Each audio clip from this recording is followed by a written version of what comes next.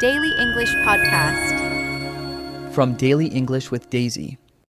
Hello and welcome back to Daily English with Daisy, the place where we practice real English while talking about real life. I'm Daisy. And I'm Paul. Great to be back, Daisy.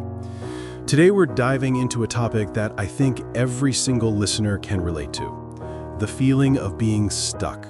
Absolutely. Have you ever felt that every week feels the same? You wake up, go through your routine, scroll your phone for too long, feel a little guilty, promise to change, but then nothing really changes. We all do it. We say we want to get better at English, we want to be healthier, but deep down, we're just repeating the same habits. It's a classic trap, and the hard truth is simple, yet profound. If you change nothing, nothing will change. It sounds obvious, but sometimes the simple truths are the ones we ignore the most because we're waiting. We wait for the right time, we wait for a flood of motivation, we wait until we're not tired or not busy. And that waiting game is dangerous because time keeps moving. And we keep saying one day, but maybe, just maybe, one day is just code for never. Let's dive deeper into why we resist. It's not always about laziness. It's often about protection. Why do we hit the snooze button, even when we want to wake up early to study English? Because staying the same feels profoundly safer. It's the familiar discomfort. That's such an important distinction. Even an unhappy routine offers a strange sense of comfort because it's predictable.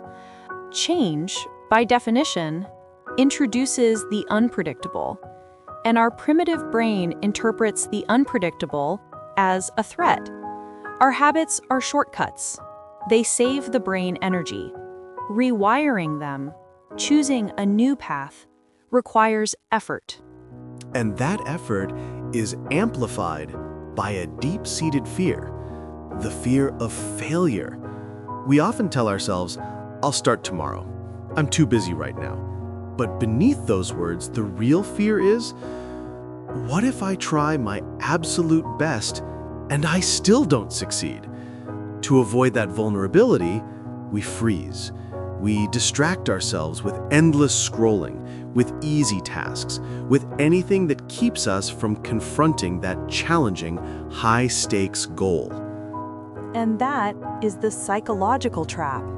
By avoiding the attempt, we believe we are protecting our peace, but we're not. We are simply postponing our growth. It's a subtle but significant form of self-betrayal. We must stop asking, what if I fail and look foolish, and start asking, what might open up if I actually choose to show up? Remember this, avoiding action is still an action. Choosing to stay the same is choosing to stay away from the life you say you want. But we want to offer grace here. Don't be harsh with yourself. Acknowledge the pattern, recognize the fear, and realize you are not behind. You are simply standing on the edge of your next chapter. And that next chapter starts not with a grand announcement, but with one small, quiet yes. So, how do we move from awareness to action? We embrace the power of the small shift. We need to dismiss the fantasy of the new year, new me, dramatic transformation. Real, sustainable change is almost always quiet and incremental. Think about it like compound interest, but for your habits. Big results come from tiny choices repeated consistently. Forget the idea of studying English for 3 hours straight. That's a burden. Instead, let's establish a micro-habit. My personal life changer was the 5-minute rule. I used to procrastinate on learning new things, always saying, I don't have the time. Then I simply set a timer for 5 minutes to listen to a foreign language podcast. That's it. No pressure, no goal, just 5 quiet minutes. I did it again the next day and the next. And that's where the magic happens. 5 minutes quickly became 10. 10 minutes became 20. Suddenly, listening to English felt natural, not forced. The power wasn't in the number of minutes. It was in the act of starting. That small shift rewired Daisy's self-identity. She was no longer someone who never had time. She became someone who makes time. And you can do that too.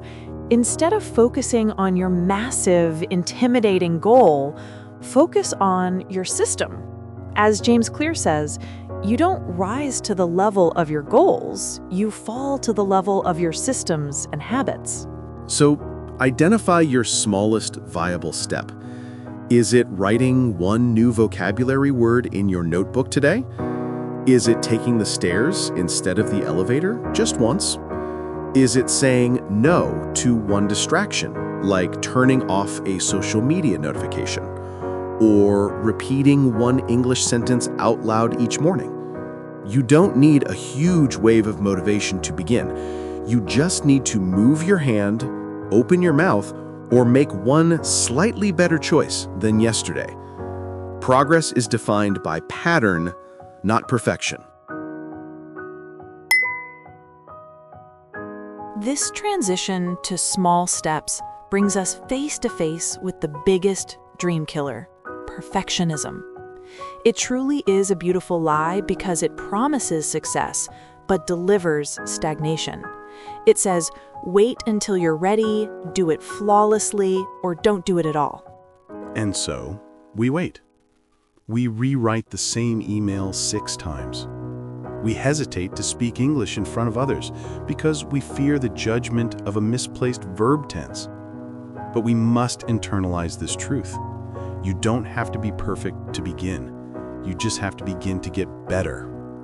Progress is inherently messy. It's not a straight line on a graph. It's full of stumbles, restarts, and try-agains. Sometimes it feels like failure. I only remembered 5 new words today, or I made 3 grammatical mistakes in that conversation. But that is still progress because you showed up and engaged. We have to let go of the idealized image in our heads, the one where we're perfectly fluent, perfectly disciplined, and perfectly happy. Life is a collection of imperfect days. The goal is not flawless execution. The goal is consistent appearance. Remember the mantra: consistency beats intensity, and done is better than perfect. Speak English with mistakes. Study with tired eyes. Move forward even when your voice shakes. Every fluent speaker was once a beginner who sounded unsure. Every strong habit was once an awkward experiment. You are allowed to stumble, and you are allowed to restart. Don't measure how perfect your effort looks to others. Measure how honest and consistent you're being with your effort to yourself. If you keep showing up, keep trying, and keep learning, something will shift. It's an inevitability. So, as we wrap up, we invite you to pause with us one last time. You've listened to the truths, the gentle reminders, and the practical steps. Deep down, you know the core message.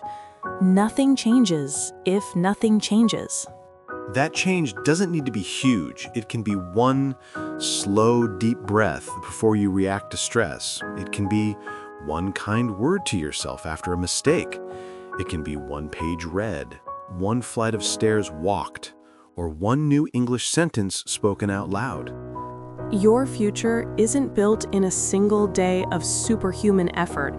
It's built in your small, quiet, and imperfect choices today. Don't try to fix your whole life right now. Just choose to shift one thing. The rest will follow naturally. Let's take one last collective breath. In through your nose,